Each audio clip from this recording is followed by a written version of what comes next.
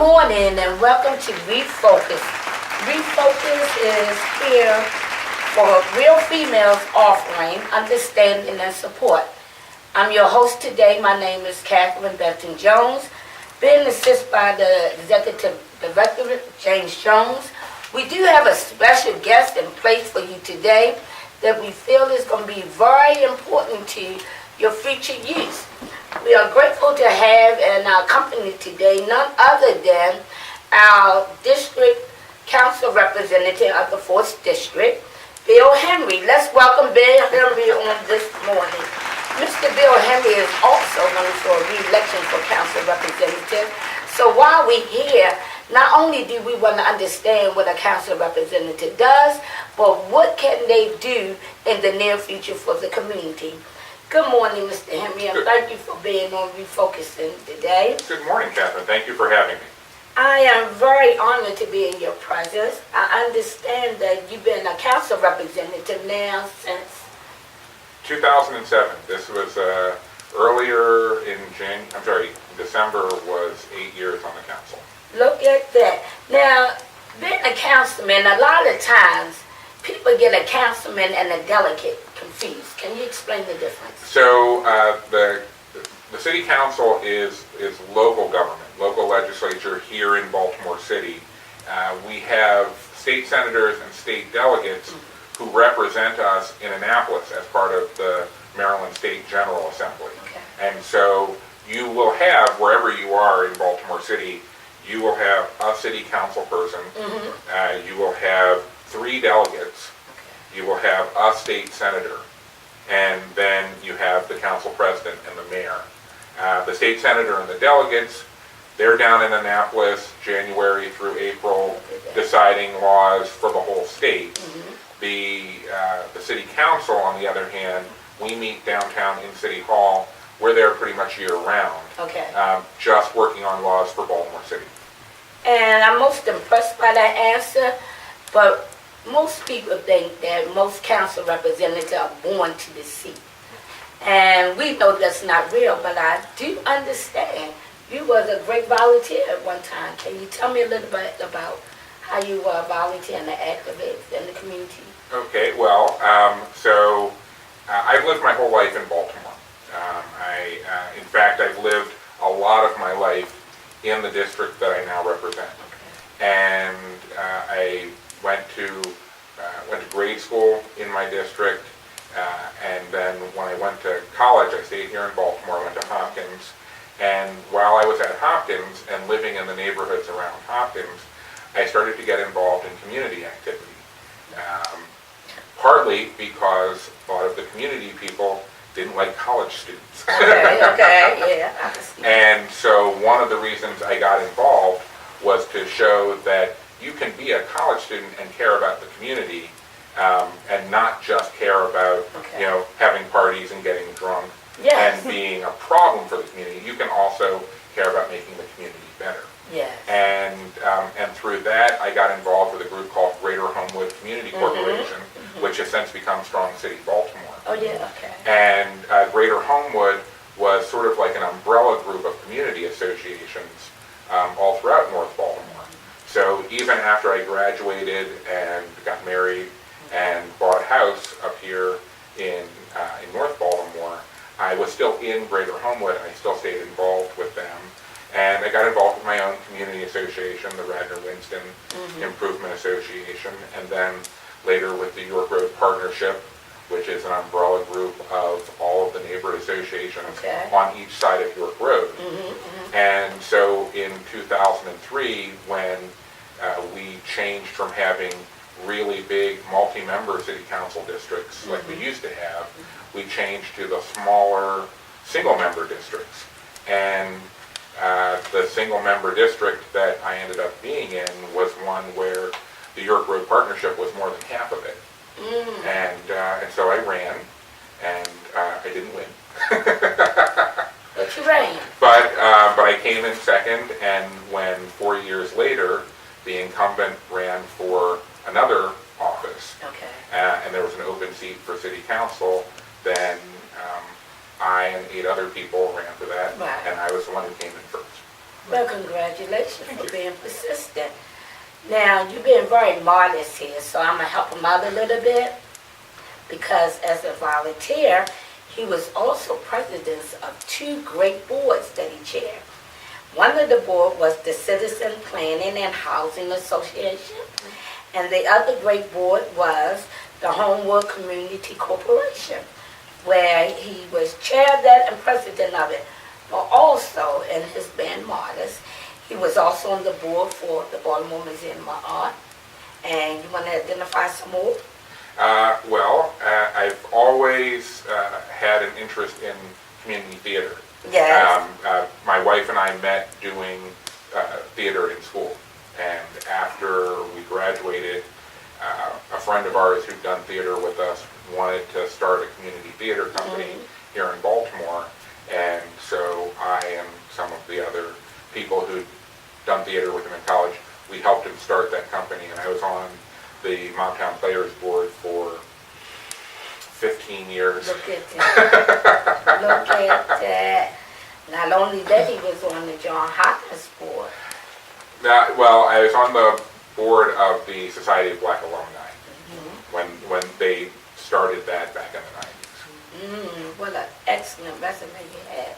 Underneath of you, also you identified you do have a wife, and you have 2 lovely daughters. I do. In fact, when you were explaining what refocus meant, I was thinking I get some real females offering me some support all the time back home. My wife Ruth, yes. My daughters Claudia and Amelia go to Tunbridge Public Charter School on York Road, which is actually in the building that used to be the St. Mary's Parish School, yes. which is where my sister and I went when we were kids. And you also got married.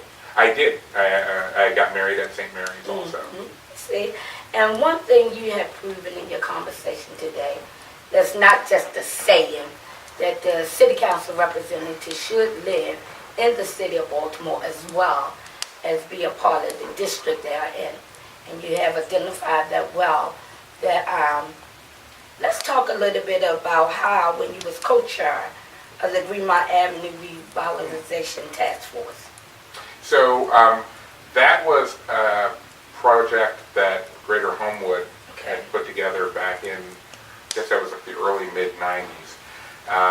I and a woman named Karis Haslam, who lived in Better Waverly, we co-chaired that effort. And looking back on it now, it was kind of like trying to get a Main Street started.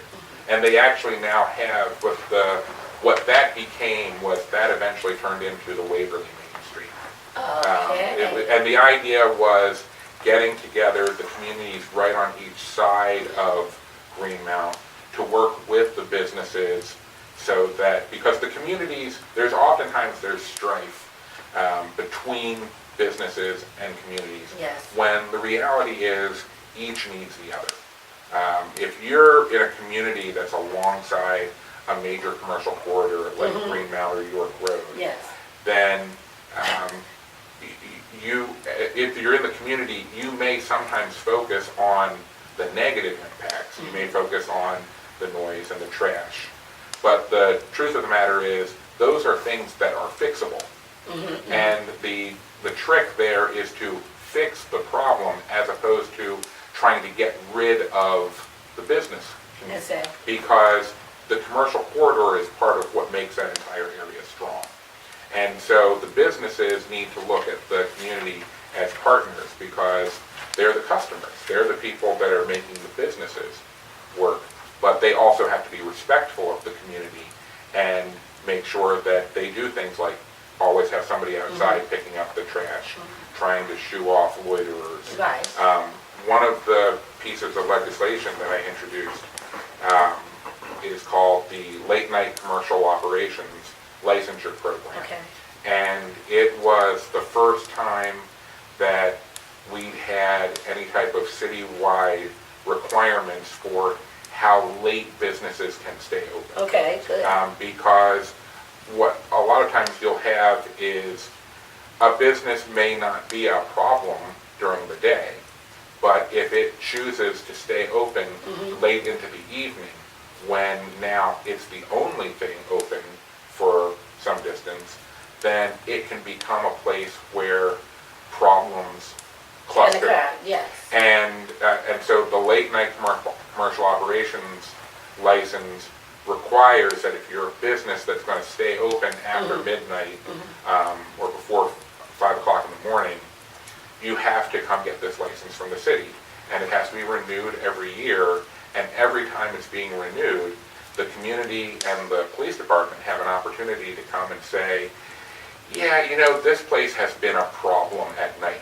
It's not a problem during the day, but at night it's been a problem, and they refuse to work with us on ways to not be a problem. Okay. So we think you shouldn't give them the license to be open. We have recognized in the city of Baltimore that since their uprising, everyone is focusing on the redevelopment of the outside of communities. And that they recognize that, yes, we got a lot of businesses, we got a lot of residential. And in revitalization, redoing communities, one of the things that are looked upon is the cost of living for homeowners and renters.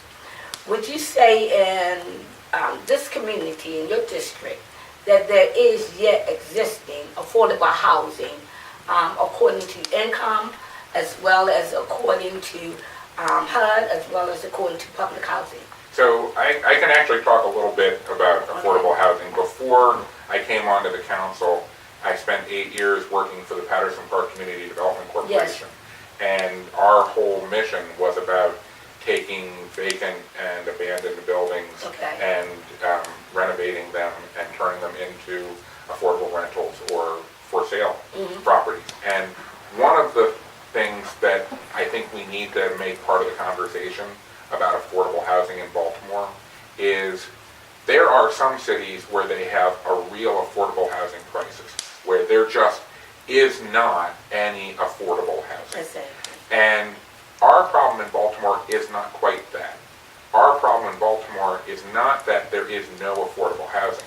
Our problem is that our affordable housing is really bad. Is that you can get you can rent a house or an apartment for a really low amount of money, but it's in really bad shape. It hasn't been kept up. It likely does not meet code, and we don't have any proactive inspection process for individual houses in Baltimore. So I actually just recently visited Seattle, where they have a rental registration and inspection program that requires that every house that's being rented will have to be inspected by the city. And if the city finds anything that's not up to code, then the owner has to make all of the repairs before they can rent it out anymore. And that's a good incentive, but in lieu of the number of homeless people and focusing on the area of Greenmount, coming up to Govan's area, coming up to the Belvedere area, you have a large population of low-income individuals. And these low-income individuals deserve adequate housing, just as everyone else.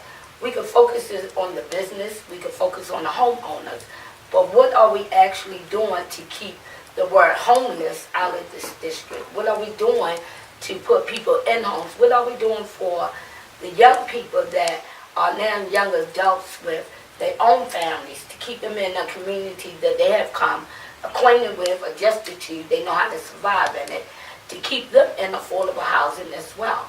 Well, the truth is the city is not doing very much.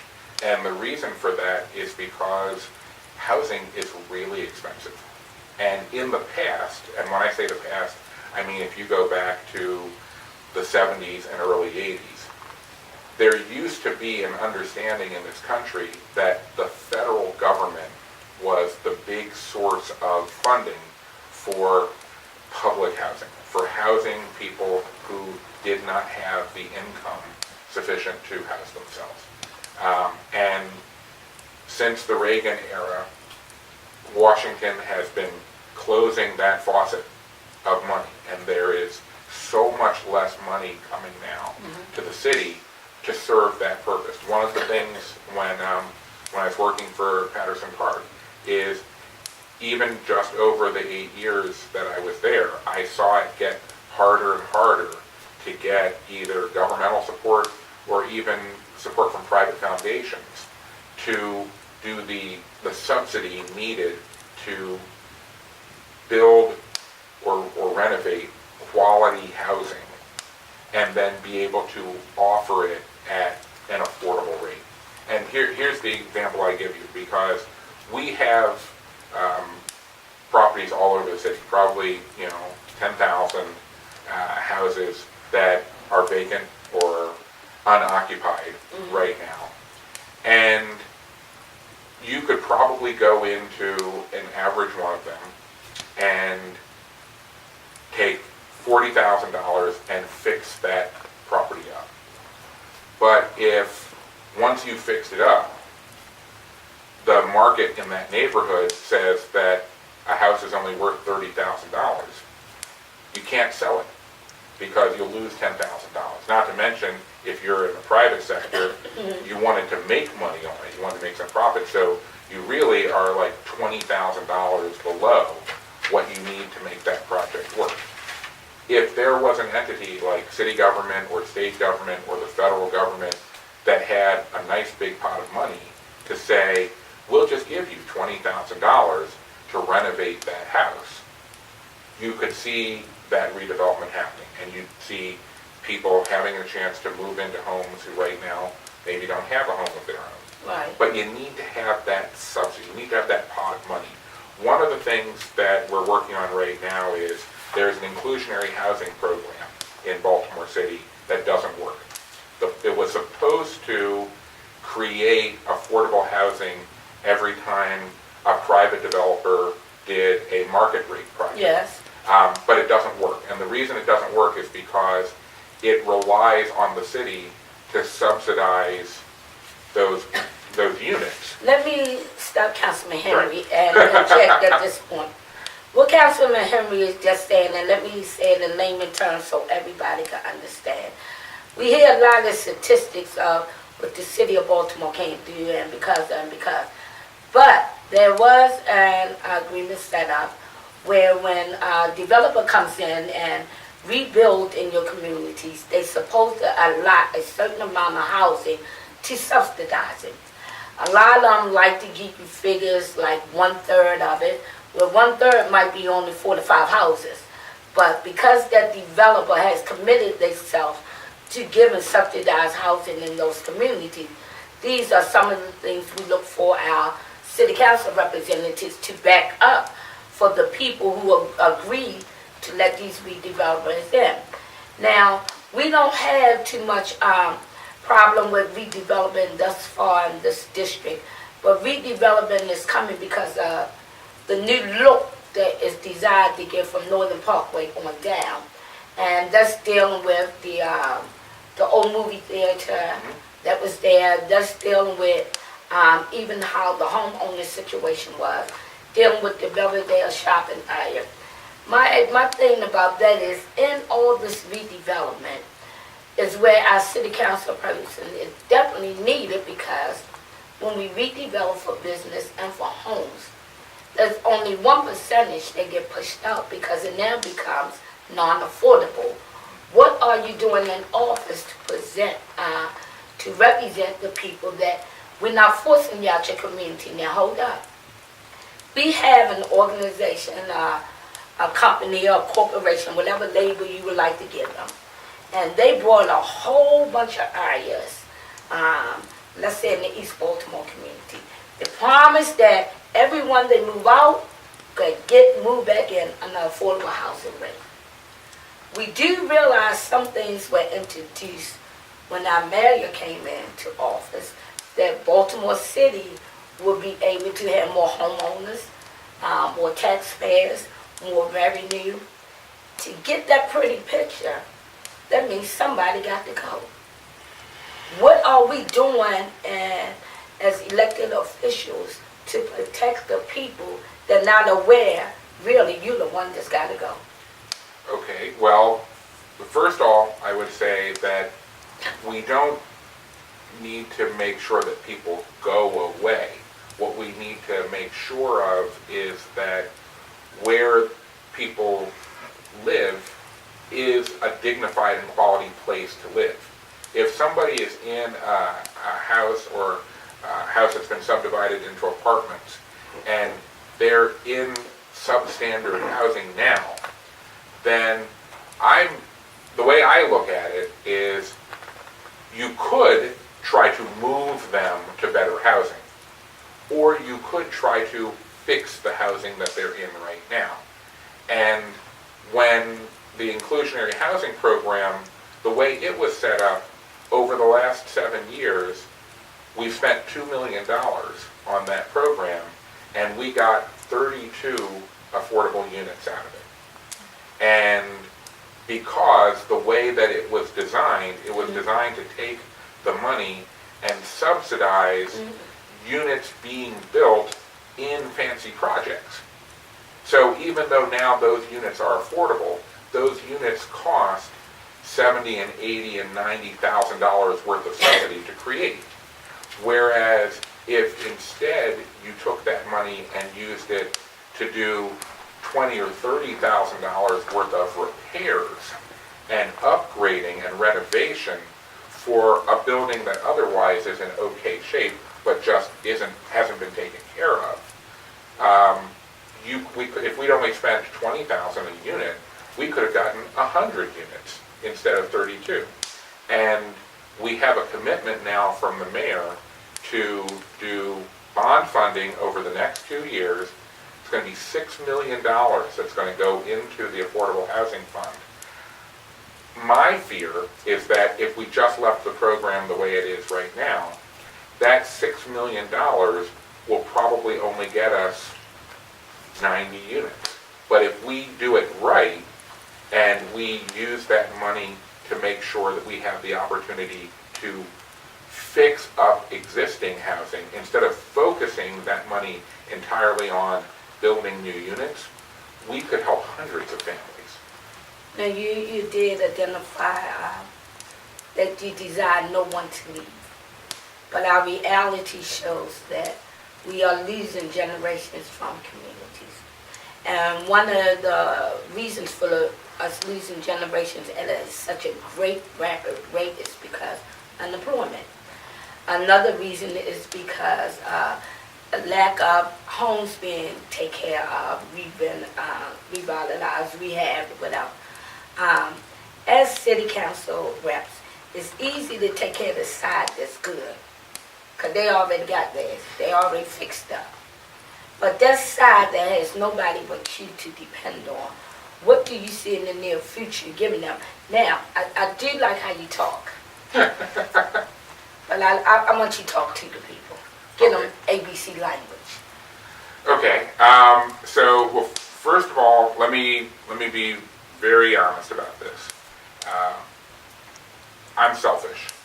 I'm from Baltimore. I've lived in Baltimore my whole life. And I have kids, and I don't want my kids to ever feel like they have to leave Baltimore because Baltimore isn't a good enough place to stay. And so a lot of what I do because I want Baltimore to be a strong enough, happy enough city that my kids will want to stay here their whole life the way I did.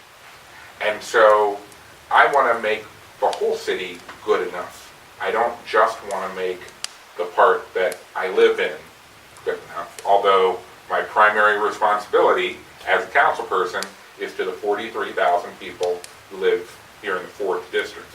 But I worry about the whole city, which is one of the reasons why I've been as involved as I've been in the affordable housing issue. One of the things that Baltimore needs is more jobs.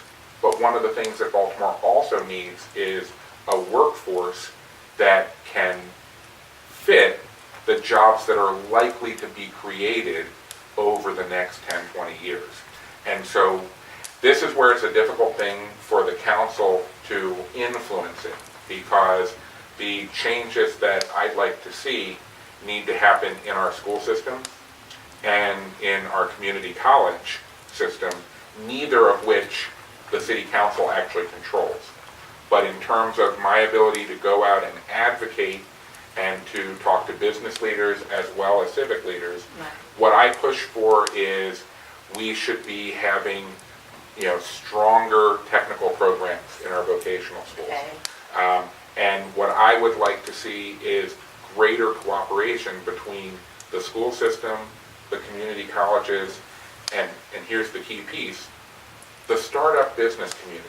Because we have a lot of incubator projects in Baltimore that are starting these small businesses, and they know exactly what kind of people they need.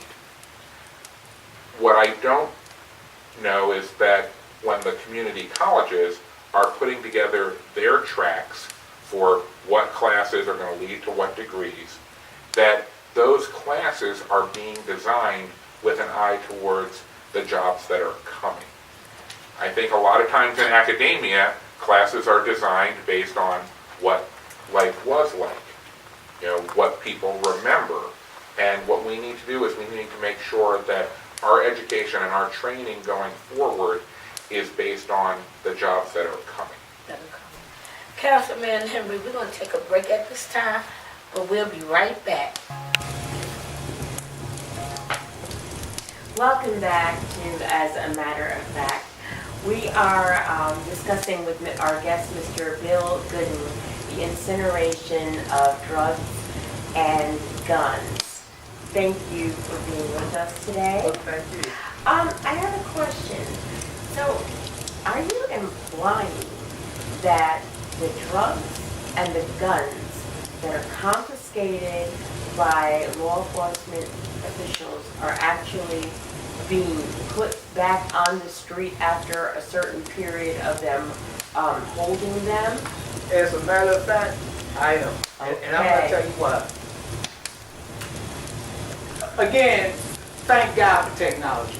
Right. Because people can find a lot of the information I out. see. You know, when police do these here raids and then confiscate monies even, money, then they buy equipment with the monies that they confiscated. Now you would think that in our honesty, then a portion of that money should come back to our wounded communities that's suffering and dying to help heal our community. But that's not what happened. I mean, they buy helicopters, they buy cars, they buy weapons, So, if they're doing that with the money, then we have no idea in terms of what they're doing with the drugs and the weapons. All we know is that prison is an industry, and prisons is about profits. So how do we fill the prisons up? Then we create the situation for people to go to prison. So we put guns, we put drugs on the street to help fill the prison, which causes a lot of people to make money. So when we say that it's $1 billion industry, it is $1 billion industry. And anybody that understands how this economy works, what do we think fuel this economy? Then drugs is one of the main things that fuel this economy. So if we really destroyed all these drugs recently, within a month or so, they just had a big bust down at the pier where they're supposed to have confiscated 147 pounds of cocaine. Now they say it's 147 pounds of cocaine. It may even be more than that. But wouldn't it make sense that we have somebody to prove that them 147 pounds of cocaine is going to be destroyed? That's millions of dollars right there with no oversight to it. Yes. Make no sense at all. Yes. The situation, it seems, really should be monitored. Now, the money that you say that's confiscated, if it is, in fact, what is going on, personally, if they're putting it back into technology and things that will help the police department, in an effort to upgrade, so to speak, the things that they need. I'm not really saying if it's right or if it's wrong, but it is in an effort to make things better. You said it's $1 billion industry. Where do you think the money should be going when you say part of the, it should be going to the wounded community? We go back to Refocus, an organization for that women have created and put together that you may be well informed of what's going on in the surrounding areas of your community. Here at Refocus, it's one thing to be focused, but you also got to refocus yourself. We have been graced with a whole, in the company of our council representative of the 4th District, Mr. Bill Henry. Mr. Henry has answered a lot of questions and has explained a lot of things pertaining to affordable housing. And I do know you want to hear about all the other things that's been on your mind, but we needed you to get some substance behind what you're thinking so that you can understand what is actually going on in the district. The district has been through a revitalization, the district has been going through a great upkeep, and the district is yet moving forward. The district is being empowered. When we say the district, we're talking about the 4th District, has been empowered with those things of educating the citizens in the surrounding community. The district has empowered itself to bring the colleges together, to let them know even though you're in a school, you can become community workers in the surrounding area. We're grateful for the inputs that are being brought into this district, the stability that has been given to the people, but we do want to keep it real. And in keeping it real, we got to refocus, and the refocus come on public safety. When we think public safety, the first thing comes to mind is guns, laundering, looting and stealing and robberies. And here we have a council representative here that can answer a lot of questions on the protection and safety of these people. Our number one concern, of course, is gun violence. Here in this district, we had one of the worst drive-by shooting ever with the 3-year-old child, and Mackenzie, who we all will always remember from the Waverly area. She has a right to know solutions is coming for other 3-year-olds in this community. We had another drive-by where the 3-year-old did not die, but it still happened in the Waverly community. Guns, guns, and more guns. We found out that even on Black Friday, more guns were sold than ever before. More guns were sold than any other item. Our council representative, Mr. Bill Henry, we the people who don't carry a gun, because we don't consider ourselves in the Western days. We the people who desire to walk the streets of Baltimore safely, not being afraid that somebody gonna come and stick a gun behind our head and say, you're now being robbed, or give me your cell phone, or our children playing on the porch on the streets will get shot because they are trying to shoot someone else. What has been done about the madness about guns? Well, almost nothing has been done about the madness of guns at the city level. The reality is we can't regulate guns at the city level. That would have to be done by the state, and when they've tried to do it at the state level, they're often told that the Constitution prohibits it. There have been efforts at the federal level, but the truth of the matter is the NRA owns a lot of Congress, and so it's hard to get laws in place that would do what needs to be done, which is take guns out of the equation. What we could be doing is, and I'll be very blunt, Please do. we could be raising kids that don't want to buy guns and shoot other kids. And that is what I have focused on in the council. I focus on the fact that youth development is public safety. Yes. That if we did a better job of keeping our kids occupied with meaningful things to do after school, Yes. on weekends, in the summer, if we gave them opportunities to be productive, that they would not then need to be out on the streets where they would be learning how to be unproductive and, frankly, how to be violent and deadly. Then you spoke of that in your long-term proposal about how you see public safety. And of course, that is a long-term proposal. we the people need a right now solution. And a lot of times when the public safety issue is brought up, everyone go back to what was done when they were young and how we were handled. Okay, we are not the we anymore. We are the now, and then we had the generation coming up behind us. What is actually a solution that you can see under the power invested in you that's been put in place for the youth today? So this is exactly the problem we have, which is that there is a long-term solution, which is to do a better job of taking care of our kids. Respect it, yes. But the way you pay for that long-term solution means taking money and spending it where you're not spending it now. And then the question is, where does that money come from? Yes. Because right now, we are spending most of our money on policing our children as opposed to developing them. We spend this year $450 million on the Baltimore City Police Department. And while you can look at that $450 million in two ways. On the one way, you can look at it and you can say that is almost half of the general fund for Baltimore City. The money that we get, that is more than half of what we collect in property taxes. And it's doing what? Then that's the question. It's paying for the Baltimore City Police Department to be patrolling. Now, on the other hand, you have people who look at a high crime rate and a spiking homicide rate. Yes. And they say, well, clearly, we're not spending enough on police.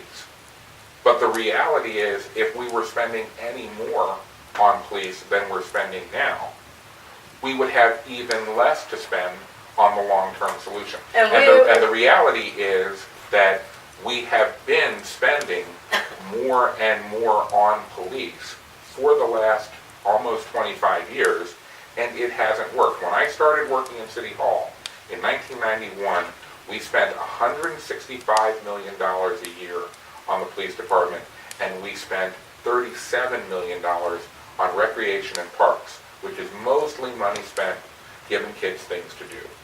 25 years later, we have almost tripled the amount of money that we spend on the police department trying to catch criminals after they've become criminals, trying to deter them after they've become criminals. And we now spend less than $30 million a year on rec and parks. We've closed half of our rec centers in the last 20 years. More than half. I do apologize because I meant to identify your years of service and how you came up through City Hall and how you were hired under the Kirk administration. But I got a little bit more for That's you. okay. I was in City Hall in 1979 under the Schaefer administration. Okay. And because I watched the city council, I watched the reps, I watched how things would get along. Our government is exercising their authority in different ways from back then. Back then, programs were created. We didn't look for an excuse, there's no money. That's because we had money. Because back in the 70s, the federal government under President Carter, and even before him, even though Nixon was a Republican, Nixon was sending money to the cities because in the aftermath of the riots in the late 60s, yes, people in same Washington, problem. but here's the difference. After the riots in the late 60s, people in Washington responded by saying, oh my goodness, there's clearly a problem. What can we do to help? Let's send them money and see if we can reinvest in the cities to make up for the flight, the white flight that was coming out of the cities after the riots. After the riots of this year and last year, yes, Washington's response has been,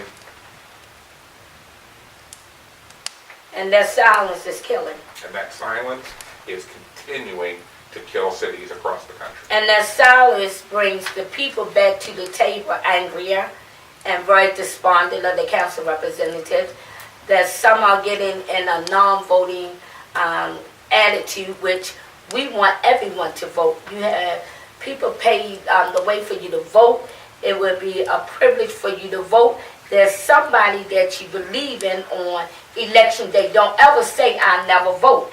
But then because of the uprising in Baltimore City and the standstill of situations now and the omitting of those things going on through our police department, we do even have to realize, even today, it was just announced over the weekend, that there's 100 positions open for policemen just in our police department because they are quitting or retiring.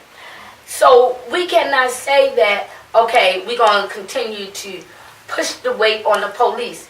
The police have their union, they have their foundations that are protecting them. But we, the people, all we have right now is a voice that seems like, and correct me, Councilman Henry, that is hitting the wall because there is no change. Washington say we ain't, Baltimore City say we can't, then who can? If you ever watch any kind of TV mystery show or crime show, you've heard the police say that there's three parts to the crime. There's the means, the motive, and the opportunity. And the problem when you look at public safety is that the police, the $450 million that we spend on police, the only part of crime that police address is opportunity. The only part of stopping crime that the police can address is they can, by being out there, make someone who's already inclined to commit a crime not want to do it here because they might get caught, or be careful how they do it because they don't want to get caught. It's all about the opportunity. The hundreds of millions of dollars we spend on police do not address the most important aspect of crime, which is motive. Why is that person breaking into a car or a house? Exactly. They're doing it because they're addicted to a drug, and they need to get that $10 or $20 every day so they can get their next hit. So we need to treat that not as a police problem, we need to treat that as a drug addiction problem. If somebody is coming up behind somebody else and shooting them in the back of the head because they encroached upon their territory, that is because we have turned drugs into a black market source of income for a criminal culture. I'm going to have to stop you there because we have not. Our legislators, our lawmakers, our city official has classified it in that category. We the people still see it as crime, unjust. But we the people, everything that government does, government is nothing but all of us together, collectively doing things. If government does something, it's because government thinks that's what the people want done. I'll tell you this one flat out. I go to lots of meetings, rallies, small meetings, big meetings, where we talk about, we, the people at the rally, talk about children are our future. The importance of taking care of our children. The importance of making sure that they have a good future. But then we leave those meetings and we go home to our individual homes, and it's nighttime and it's dark, and we look out the window and we see three young men standing on the corner under the streetlight. Now, this is where we make a decision, because we, generally speaking, do not pick up the phone and call the mayor's office and leave a message for the mayor's office to say, Madam Mayor, we clearly need to have some type of night basketball program in our community because there are kids who have nothing to do. We do not write a letter to our council people or our delegates or congressmen and say, clearly we need more money for after-school programs and after-school jobs so that these kids have something to do such that they're tired and will go home at night and sleep because they have a big day tomorrow. What we do is we pick up the phone and we call 911 and we tell the police, there's some kids out here, I think they're up to something. And that's how we get 1.2 million calls for service a year for the police department, and that's how the police department justifies saying that they need to be the ones to spend half the money that we have available to spend on anything. As a candidate going for re-election for the district, the 4th district, shouldn't it be some point that we no longer base our districts on statistics? Shouldn't it be some point where we no longer base our results on what organization is not doing what? Well, shouldn't it now come to the point where somebody roll up their sleeve and actually get out? As we, the people, if one promise is fulfilled, do you believe that'll open the door for consistency for the community when they see one promise fulfilled? I think that one of the problems we have right now is that our standards have gotten so low, and, no disrespect, but we're willing to settle for one promise being held. And we have leaders who will make promise after promise after promise after promise after promise. If they keep one of them, they take their hundreds of thousands of dollars in campaign donations and they run a campaign on the one promise that they kept. And they just don't talk about all the ones that they didn't keep. Well, I believe they keep a lot, but it comes a separation. And the one promise was only an example to use if motivation is given to communities. Do something to motivate it. But I was trying to give a summary. I do believe, and I don't want to be just imprisoning the conversation, but as you are out there, so are a lot of community representatives, a lot of community leaders, people like Bill Gooding, who you are familiar with, are out there. These individuals, we get out there and we begin to promote communities into another direction. And we can promote them in any direction we want. But there's always that brick wall with City Hall. For example, the unemployment rate is so like it is because if we allow our laws to remain as long as there's felonies on a record, and let's kind of describe a felony. A felony could be a conflict between you and I, where if the police have to come and we got to go to court and one fell guilty, we just had a difference in opinion, and let's use layman terms, we were out there fussing, that is now a felony. Those laws that are being made to classify individual lives, because every felony is not a felony, every person that goes to the court is not a criminal. They be taking upon themselves the actions, as you said, instead of watching the fight, to be a mediator, but by the time the police intercede, that mediator got another title as now becoming a person who's provoking fights.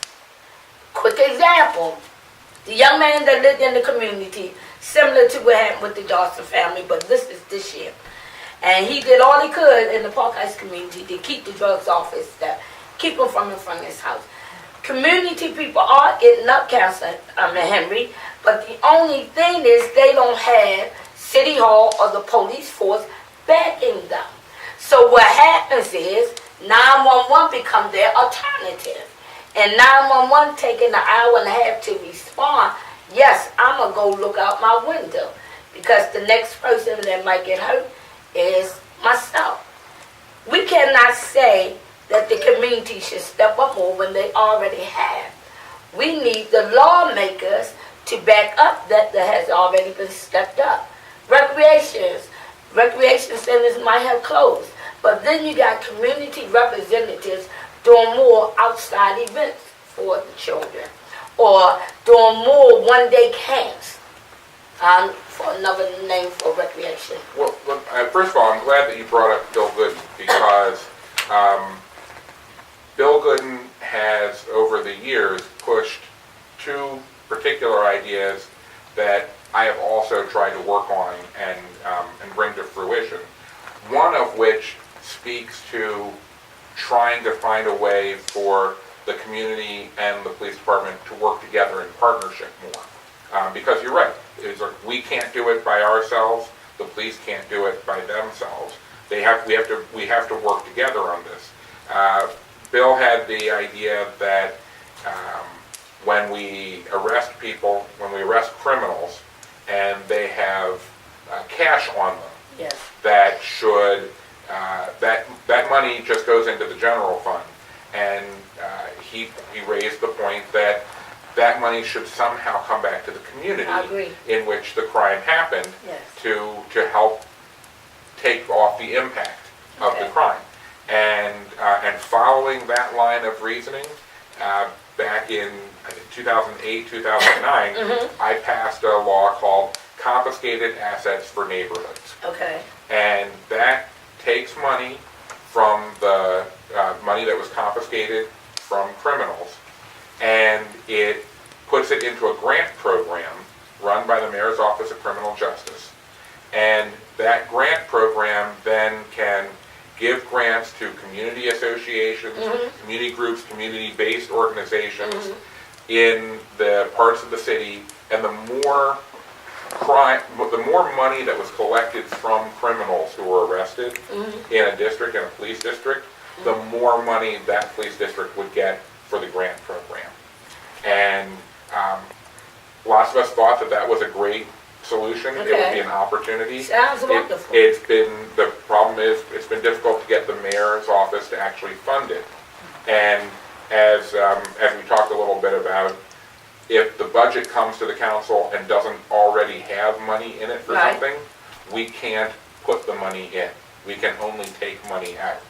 And so it's been a struggle to try to get the administration to actually fund what we understand is a great idea. Another idea that Bill has pushed strongly over the years is the civilian witnessing of the destruction of guns and drugs, other contraband that the police department has seized. And this one is one that we are still working on. We're trying to figure out what the best mechanism for doing this is, because on the one hand, the police department is uncomfortable with the idea of just randomly picking civilians and telling them when and where they're going to be destroying the guns and the drugs. Okay. Because frankly, the best security that they have for keeping someone from stealing those guns and drugs as they're going to be destroyed, the best security they have is nobody knows they're doing it. Okay. So what we're trying to negotiate with the police department is, how do we identify a group of civilians who would be respected and trusted by the rest of the community to be giving a fair witnessing of this destruction, but are also trusted by the police department and the administration to be certain that they wouldn't tell somebody that this is happening, and that information gets to I think that's someone. one of your long-term goals. Yes. And your long-term goals, we can see a whole lot of things come to place. We might not even be here to see it, but we know that some things can take place better than what they are. We do respect you coming, being a guest on our show today, but we do want you to summarize certain things. You left us with a lot of information, and you left us with a lot of reason why we should stay focused more on what is going on in City Hall. One of the things I want to ask you, right briefly, and also watching, refocusing, what other avenues can people take to educate themselves on what's going on downtown? So the good news is, it isn't hard to know what is going on downtown. The bad news is, it requires people to make a proactive effort, because the city government isn't spending money on paid advertising to tell people what's happening and the media only chooses to share what the media wants to share.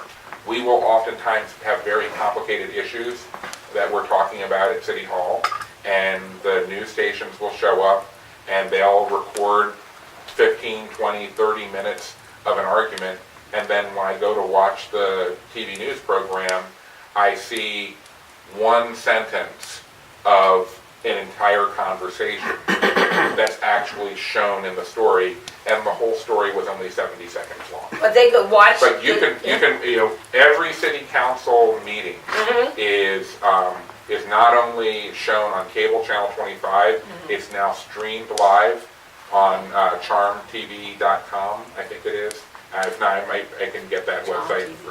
But they're shown on cable, they're streamed live. You can go back and watch back episodes. The agendas and the journals of all city council meetings are on the computer at www.baltimorecity.council.com. Everything that we're doing is out there for people to educate themselves, but they do have to do that reaching out and being willing to pay attention to us. And if you don't make a point of seeing what we're doing, then it's not going to be as effective to complain afterwards that something got done that nobody tried to stop. In our closing, there's a lot of suggestions that could be made at this time, and the number one suggestion is bridging the colleges with the youth. If that can become a community focus, we now have a substance to work on. And then I like to quote something that you so often say. I'm from here, I grew up here, and I stay here to raise my family. I love Baltimore, and I want my kids to love it as much as I have. Through my schooling, my careers, and my civic engagements, my goal always been to figure out how Baltimore could be better, and then made it happen. This is coming from Councilman Bill Henry. Thank you for being here. Thank you very much.